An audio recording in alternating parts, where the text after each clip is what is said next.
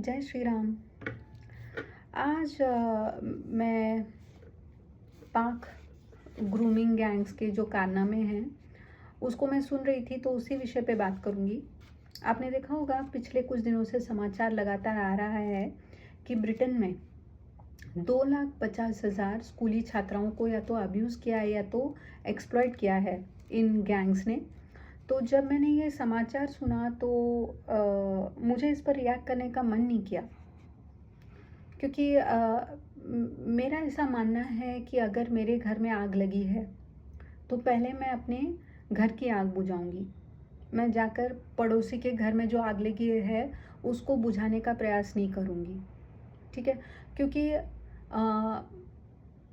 जब हिंदू कम्युनिटी खुद ही longest suffering community है और हमारी बच्चियां आए दिन इन जिहादियों के टारगेट पे है, तो पहले हम हमारे बच्चों की सुरक्षा की बात करेंगे कि किसी और के बच्चों की सुरक्षा की बात करेंगे। एज अ हिंदू मानवीयता के स्तर पर मुझे सहानुभूति है, लेकिन मैं उस विषय पे बात नहीं करना चाहती थी, क्योंकि मुझे ऐसा लगता है कि पहले देखो कि जहाँ जहाँ हिंदू अल्पसंख्यक हुए हैं वहाँ पर उनके बच्चों की कितनी दुर्गति हुई है। पहले हम उसके विषय में जानें, उसके विषय में बात करें, हमसे यथाशक्ति जो बन सके हम हमारे कम्युनिटी के बच्चों के लिए करें। तो पहला प्रयास तो मेरा यही रहेगा, क्योंकि आप विश्वास नहीं करेंगे, पाकिस्तान बंटवारे के बाद जो है वो इस्लामिक कंट्री घोषित कर दिया गया और वहाँ पर हिंदू अल्पसंख्यक बन गए। तो उनके साथ जो किया गया है अब तक वो भयावह है, भयावह है। मतलब आप बिलीव नहीं करोगे, रोज़ दिन दहाड़े या रात बेरात छोटी छोटी हिंदू बच्चियों को जो 11 वर्ष की होती है, 12 वर्ष की होती है, 8 वर्ष की, 9 वर्ष की, 14 वर्ष की, ऐसे छोटी छोटी बच्चियों को उठा लिया जाता है और उनके साथ सामूहिक दुष्कर्म किया जाता है या उनको ऐसा करके मार दिया जाता है। अगर वो बच जाती है तो उनका और भी दुर्भाग्य है, क्योंकि उनको फिर किसी बुढ़े अधेड़ उम्र कौमी के साथ निकाह कर दिया जाता है। फिर वो उनकी क्या करेगा, वो उनकी दलाली करेगा वो। तो एक नरक समान उनका जो है जीवन है उन बच्चियों का। अगर उनके माता पिता पुलिस के सामने गिड़गिड़ाते हैं तो वो पाकिस्तानी पुलिस उनका उपहास करते हैं। अगर वो वहाँ के कोर्ट्स को अप्रोच करते हैं तो कोर्ट उनके मुंह पर दरवाज़ा बंद कर देता है, ये कहते हुए कि ये जो है शरिया कानून के हिसाब से हुआ है, तुम्हारी बेटी बालिग ही है, नाबालिग वगैरह नहीं है, अब उसका निकाह हो चुका है, अब भूल जाओ उसको। आप थोड़ा एक क्षण के लिए विचार करके देखिए कि उन माता पिता पर क्या गुजरती होगी, कैसा लगता होगा उनको। तो इसका अर्थ ये नहीं है कि अगर उनको बेटे हैं तो वो बेटे सुरक्षित है। वहाँ पर बेटे बेटियां कोई सुरक्षित नहीं है। क्यों? क्योंकि वहाँ पर हिंदू जो है वो अल्पसंख्यक बन चुके हैं। ऐसी उनकी दुर्गति हो चुकी है वहाँ पर। ये मैंने क्या कहाँ से सुना, आप डॉक्टर ओमेंद्र रत्नू जी को कभी सुनिए। उन्होंने पुस्तकें भी लिखी है और वो कोई धर्मार्थ फाउंडेशन भी चलाते हैं और ऐसे बच्चों की मदद भी करते हैं वो यथाशक्ति। लेकिन उनके मुख से जब आप ये सुनते हैं ना, इनकी परिस्थिति कितनी विकट है हिंदुओं की, पाकिस्तानी हिंदुओं की, तो आपका दिल दहल जाएगा। तो आपको क्या लगता है, ये समाचार क्या वेस्टर्न वर्ल्ड को पता नहीं होगा? क्या वो नहीं जानते होंगे कि हिंदुओं की क्या परिस्थिति है पाकिस्तान में, बांग्लादेश में? फिर वो उसके बारे में आवाज़ क्यों नहीं उठाते हैं? क्योंकि उनको नहीं उठाना है। लेकिन जब खुद के साथ होता है तो उसको, उसके लिए पूरे विश्व को वो लोग ना वहाँ पर ढिंडोरा पीटेंगे कि हमारे साथ है ऐसा हो गया, हाय हमारे साथ ऐसा हो गया। तुम्हारी बच्ची बच्चियाँ है और हमारी बच्ची क्या है फिर? आप इसमें बिल्कुल ना रहे। Don't be in this illusion कि वेस्टर्न वर्ल्ड को ये पता नहीं होगा कि पाकिस्तानी हिंदू बच्चों की हालत कैसी है, ये नहीं पता होगा, संभव ही नहीं है। उनको सब पता है। उनको पता है कि विक्टिम्स कौन हैं, उनको पता है कि परपेट्रेटर्स कौन हैं, उनको इस्लामिक कौम की सच्चाई अच्छे से पता है। लेकिन क्यों उसके बारे में बात नहीं करते हैं? Because Hindu lives do not matter, ठीक है, फिर हम उनके बच्चों के बारे में क्यों बोले? हाँ, हमको सहानुभूति है, लेकिन हम अपना समय उस पर क्यों बर्बाद करें? तो इसी कारण मैं चुप रही। लेकिन जब मैंने ये न्यूज़ सुनी तो तब मुझे सबसे पहले याद आई एक स्त्री की, एक ब्रिटिश महिला है जिसका नाम केटी हॉपकिंस है।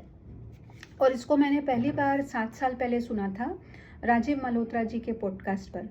और उसमें आती है और वो कहती है कि इस्लामोफोबिया का नाम लेकर अगर ये इस्लामिक लोग कोई भी दंगा करते हैं या कोई भी अपराध करते हैं तो उनको दंड नहीं दिया जाता है, जबकि जो जिसके साथ अपराध हुआ है, जो उस अपराध को का जो शिकार हुए हैं लोग, उनको ये बोल के चुप कर दिया जाता है कि तुम इस्लामोफोबिक हो। तो ऐसे में अगर छोटी बच्चों के साथ भी अगर दुष्कर्म होता है और अगर करने वाला इस्लामिक है, तो बच्चों को तो ये बताया जाता है कि उसका नाम मत लो, वरना उसके साथ बहुत बुरा करेगी पुलिस, और वो जो है मजहबी है, तो वो सिर्फ तुम्हारे दया का पात्र है, जो हुआ है उसको भूल जाओ। तो आप समझ सकते हैं कि किस प्रकार से जो ब्रिटिश गवर्नमेंट है या वेस्टर्न गवर्नमेंट्स है या अमेरिका है, ये लोग शील्ड करते हैं इन अपराधियों को just because they belong to a certain community. तो इसके ऊपर उसने 7 वर्ष पहले ही बोल दिया। आई डोंट नो तब तक ये लोग सो रहे थे, क्या कर रहे थे, मुझे नहीं पता। क्या उनको नहीं पता कि छोटी छोटी बच्चों को टारगेट किया जा रहा है उनके देश की बाय इस्लामिक गैंग्स? तो फिर भी ये लोग ऐसे, मतलब अगर उनको बोल दिया जाता है कि तुम इस्लामोफोबिक हो, तो ये लोग चुप क्यों बैठ जाते हैं? ये लोग काउंटर क्यों नहीं करते कि अरे तुमने अपराध किया है, तुमको दंड ज़रूर मिलेगा, फिर तुम मुझे इस्लामोफोबिक बोलो, कुछ भी बोलो। तो ये क्यों नहीं बोलते होंगे, आपको क्या लगता है? बिकॉज ये जो कल्ट है ना, ये जो मज़हब है, वो एक माफिया की तरह काम करता है। इसमें इंडिविजुअल विचार नहीं है, they act as one entire block and they vote as one.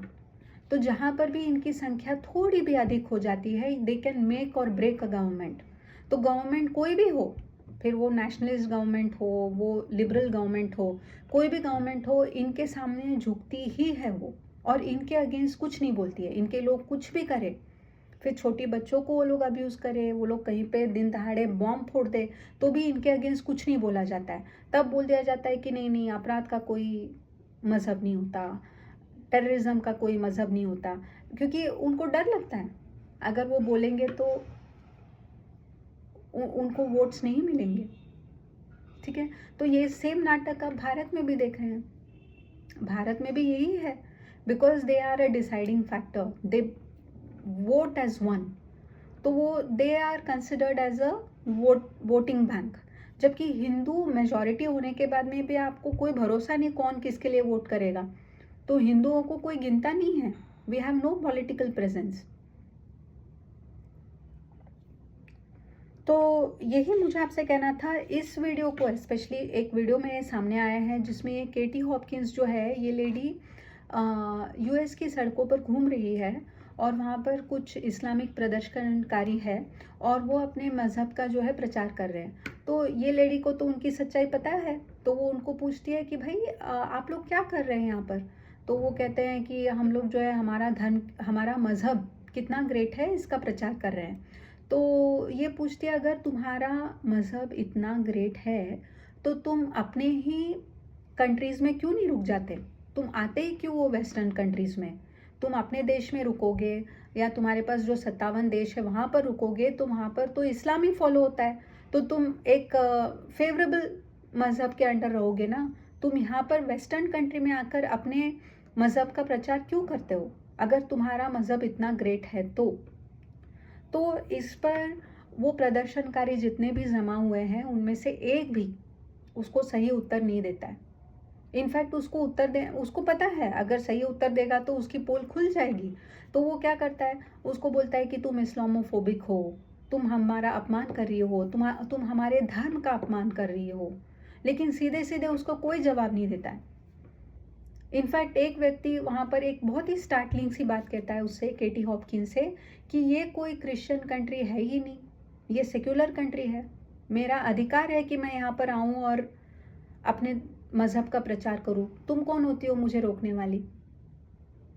और आपको ये जानकर आश्चर्य होगा कि विश्व में सारे देश या तो उन्होंने अपने को इस्लामिक घोषित कर लिया है या तो क्रिश्चियन घोषित कर लिया है।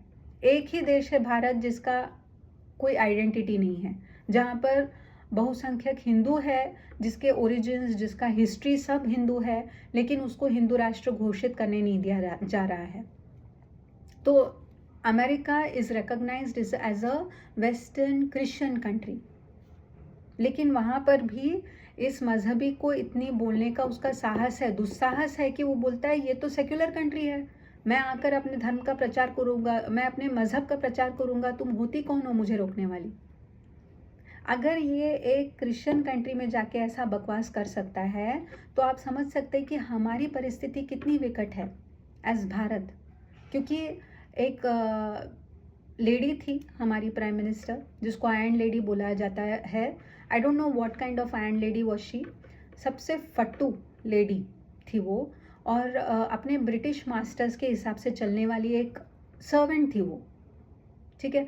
और वो नौकरानी ने क्या किया, हमारे कॉन्स्टिट्यूशन में बिना किसी से डिस्कस किए, बिना किसी को बताए चेंज लाया, जिसके तहत उसने उसमें एक शब्द जोड़ दिया, सेक्युलर, जिसके बाद में जहाँ जाएंगे आपको यही सुनने को मिलेगा, this is a secular country, this is a secular country.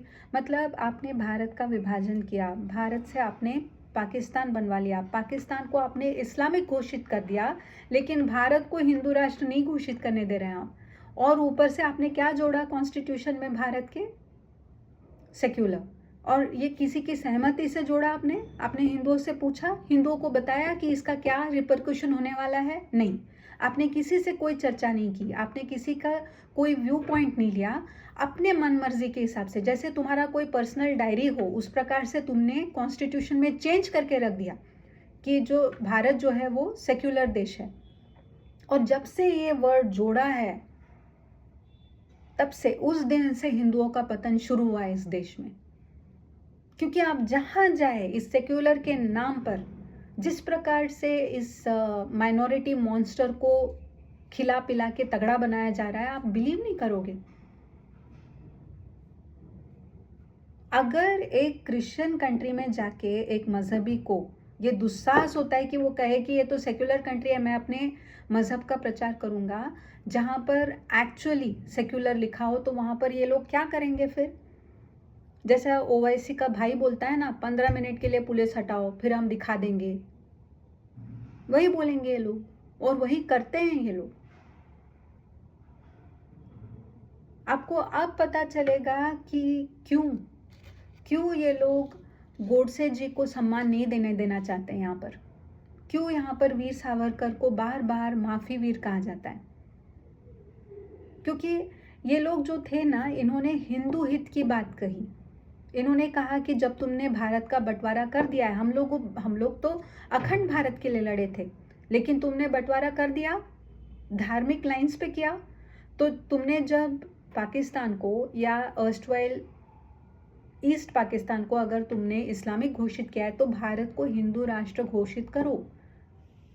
ऐसे ही इनकी मांग थी।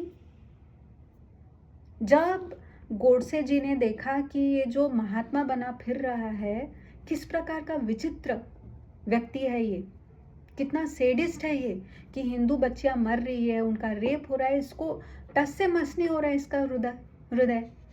तो तब उन्होंने उसको मारा और भागे नहीं वो। गोडसे जी ने जब गांधी का वध किया तो भागे नहीं उस जगह से, या किसी और को नहीं उन्होंने किसी तरह से हर्ट किया। उनका गुस्सा जो था वो सिर्फ जो खुद को महात्मा बोलता है, उसको हिंदू बच्चों के प्रति एक छोटी सी भी राई जितनी भी उसके मन में कंपैशन नहीं है, ये देख के जो गुस्सा आया है ना उनको, उसके चलते उन्होंने उस गांधी का वध किया। तो उसको टेररिस्ट बोलते हैं उनको। I must say I am proud of Godse ji. क्योंकि उसने अधर्म होते हुए देखा और अधर्म के विरुद्ध आवाज उठाई। वो सच्चे राम भक्त है। राम ऐसे नहीं बने, भगवान इसलिए नहीं बने कि उन्होंने सीता का साथ छोड़ दिया या किसी दानव को जिंदा छोड़ दिया। दानव की का वध करके वो अपनी पत्नी को वापस ले आए, पूरे सम्मान पूर्वक अपने पत्नी की अस्मिता की रक्षा की उन्होंने, इसीलिए उनको हम भगवान मानते हैं। तो गोडसे सच्चे राम भक्त हुए ना। उन्होंने धर्म की रक्षा की। उन्होंने देखा कि यह कितनी अधर्मी बात कर रहा है, खुद को तो महात्मा बोल रहा है लेकिन इसमें महात्मा के कोई गुण नहीं है। इसको हिंदू बच्चों से कोई सरोकार नहीं है, इसको हिंदू बच्चों से कोई सरोकार नहीं है, इसको सिर्फ मुस्लिम तुष्टीकरण करना है। जब उन्होंने ये देखा अपने सामने होते हुए तो उन्होंने वध कर दिया ऐसे झूठे महात्मा का। तो मेरे लिए तो भगवान समान है। लेकिन अगर आप ये किसी पब्लिक प्लेटफॉर्म में कहते हैं तो आपको तुरंत एक टेररिस्ट सपोर्टर बोल दिया जाता है। क्यों? क्योंकि अगर इनकी आइडियोलॉजी फेमस हुई तो आपको, हर हिंदू को पता चलेगा हिंदू राष्ट्र क्यों आवश्यक है। फिर हर हिंदू जो 80% बच गए हैं ना अभी, वो सारे आवाज़ उठाएंगे कि इसको, इस भारत देश को आप हिंदू राष्ट्र बनाएं। तो वो वही नहीं चाहते हैं। अगर भूले भटके अगर यह भारत देश हिंदू राष्ट्र घोषित हो गया तो फिर इस्लामियों की दाल नहीं गलेगी यहाँ पर। ये लोग तब भी करेंगे, जैसे वो जाके क्रिश्चियन कंट्री में बोल रहे हैं ना, ये तो सेक्युलर है, ये तो मेरा अधिकार है, मैं तो करूँगा मेरे मज़हब का प्रचार, तुम कौन होती हो, ये बोलेंगे। लेकिन फिर भी उनके पर कट गए होंगे तब, जब आप इस भारत देश को हिंदू राष्ट्र घोषित कर देंगे तब उनके पर काटे समान हो जाएगा। वो नहीं चाहते हैं। वो नहीं चाहते हैं कि आप गोडसे जी के ऑटोबायोग्राफी पढ़े। आप वो नहीं चाहते हैं कि गांधी की सच्चाई आपके सामने आए। वो बार बार आपको, मतलब वीर सावरकर को कोई हीरो नहीं बोलना चाहता हिंदू, जबकि वह व्यक्ति भगवान समान है हिंदुओं के लिए। वो काला पानी गए, ठीक है, वहाँ पर उन्होंने मतलब प्रचंड यातनाएं झेली है। उनको जो बेसिक राइट्स होते हैं ना एक कैदी के, कि आपको पेन एंड पेपर अवेलेबल कराया जाता है, वैसे ही तो लिखा ना नेहरू ने कई सारे पत्र वत्र। तो उनको बेसिक पेन और पेपर तक उनको प्रोवाइड नहीं किया गया। उनको दिन रात पीटा गया वहाँ पर, उनसे काम निकलवाया गया। उनको, जो आप पशु को तक नहीं डालेंगे ऐसा अन्न उनको दिया गया। ये सब क्यों सहा उन्होंने? वहाँ पर रहते हुए उन्होंने 10,000 कविताएं और लेखों की रचना की। उसको सबको अपने मन में रख के वो जब छूटे ना तब उन्होंने उस सबको लिखा। ऐसे प्रखर व्यक्ति को माफी वीर बोलते हैं लोग। क्या, किस प्रकार के माफी वीर हुए वो? वहाँ पर जो कैदी आते थे उनका मनोबल टूट जाता था तो सावरकर उनका धाड़स बंधाते थे। वहाँ पर एक जेलर हुआ करता था जो अफगानी था या कुछ तो था, वो खाना नहीं देता था। वो जो मतलब रद्दी खाना जो जेल में देते थे वो लोग, वो तक देने को तैयार नहीं था unless Hindus convert to Islam. तो वो हिंदू रोते थे कि हमारा धर्म भ्रष्ट हो गया। तब ये सावरकर जो है तब उनको बोलते थे, नहीं मैं तुम्हारी शुद्धि करूँगा, बोलो मेरे साथ मंत्र बोलो, तुम फिर से हिंदू बन गए। ऐसे व्यक्ति थे वो, तेजस्वी, निडर। उन्होंने 150 के करीब मर्सी पिटीशंस लिखी अपने सहकैदियों के लिए और वो सारी की सारी मंजूर हुई। लेकिन उनकी मर्सी पिटीशन को ब्रिटिश जो लुटेरे हैं उन्होंने एक्सेप्ट नहीं किया। क्यों? क्योंकि उनको पता था इसको अगर छोड़ दिया जाए तो ये फिर हिंदुओं को मोबिलाइज करेगा, हिंदुओं में आत्मसम्मान जगाएगा, हिंदुओं में आत्मविश्वास जगाएगा। वो नहीं चाहिए था उनको। They wanted a docile Hindu community. वो लोग कुछ भी करे, आपके बच्चों को रेप करे, आपके बेटों को मार डाले, तब भी आप गांधीयन प्रिंसिपल पे चलो, ये चाहिए था उनको। इसलिए गांधी को महात्मा बना के रख दिया और इनको सड़ने भेज दिया वहाँ पर काला पानी में। लेकिन इनका मनोबल नहीं टूटा। इन्होंने 150 लोगों के लिए मर्सी पिटीशन लिखी जो सबकी सब मंजूर हुई। वैसे प्रखर व्यक्ति को ये लोग माफी वीर बोलते हैं। क्यों? और हिंदू पढ़ना नहीं चाहते। हिंदू इंस्टाग्राम पे रील देखेंगे, वो लोग यूट्यूब वीडियोस देखेंगे, लेकिन वो पढ़ेंगे नहीं कि सावरकर जी क्या थे। सावरकर मेरे से आपसे ज़्यादा सेक्युलर थे। जब उन्होंने देखा कि इनके साथ रहना असंभव है, मजहबी लोग कभी एक साथ रहने लायक नहीं है, तब उन्होंने अपने मत को बदला और तब उन्होंने कहा नहीं, मैं हिंदू हित की बात करूंगा।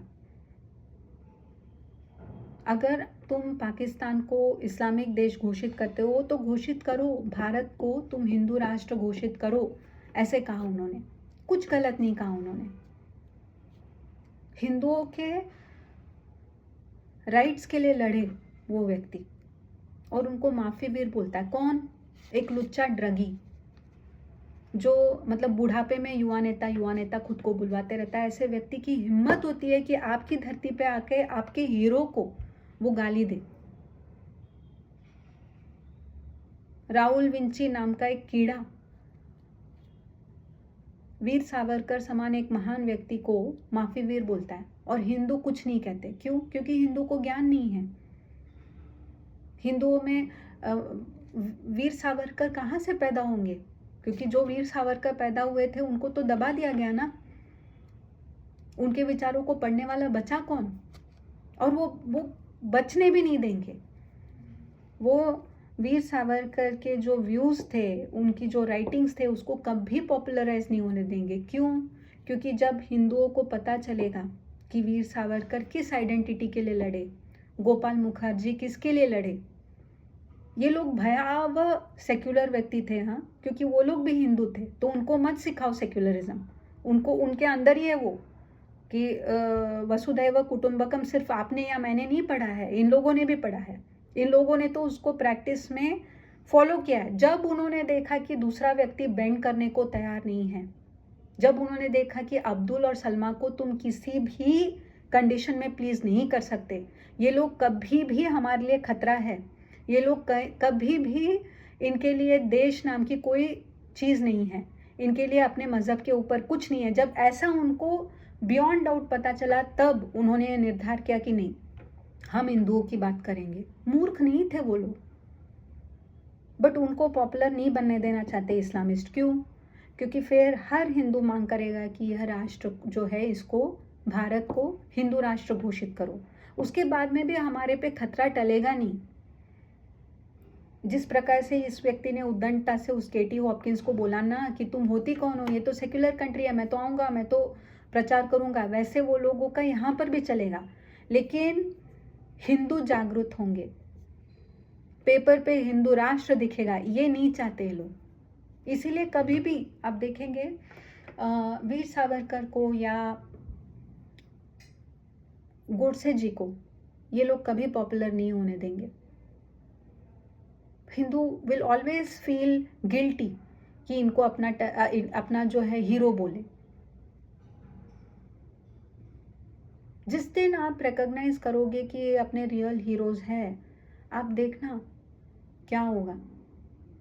द ड्रीम ऑफ हिंदू राष्ट्र विल नॉट बी फार।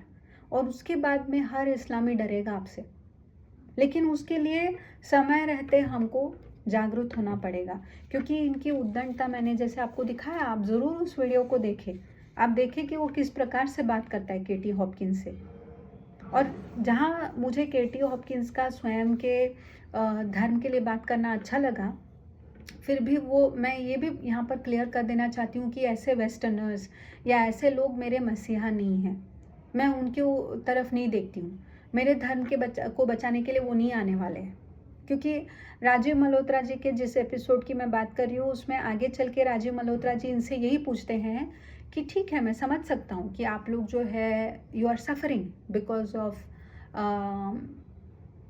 इस्लाम, लेकिन आपको पता है कि भारत में आपकी और कम्युनिस्ट की और इस्लामियों की एक, क्या कहते हैं उसको, गठबंधन है, जिसके तहत टारगेट पे कौन है? हिंदू बच्चे, हिंदू बच्चियाँ। तो उसके विषय में आप क्या कहेंगी? तो वो केटी हॉपकिंस कहती है, मैं समझती हूँ, मैं आपके बात को समझती हूँ, और वो गलत हो रहा है, हिंदुओं के साथ जो हो रहा है वो गलत हो रहा है। तो राजीव मल्होत्रा जी के समान अपने मन में वो क्लैरिटी रखिए कि at the end of the day she is a Christian and Christians are also expansionist. उनका कोई ऐसा वर्ल्ड व्यू नहीं है कि वो को एग्जिस्ट कर सके। उनके वर्ल्ड में me, I will exist, you have to die और यू कन्वर्ट।